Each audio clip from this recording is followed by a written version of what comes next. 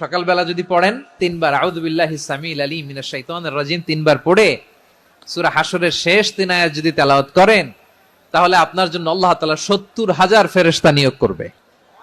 সারা দিন তারা আপনার জন্য মাগফিরাতের দোয়া করবে। আর ওই দিন ইন্তেকাল করলে আল্লাহ তাআলা শহীদ হিসেবে আপনাকে কিয়ামতের দিন দাঁড় করাবে।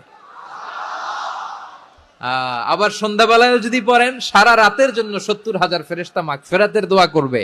ওই রাতে মারা গেলে শাহাদাতের মৃত্যু নসিব হয়ে যাবে। আযকারুস সাবাহি ওয়াল মাসা, সকাল সন্ধ্যার যে জিকির, এই জিকিরের অন্তর্ভুক্ত করে নেবেন এই ওয়াজিফাটা।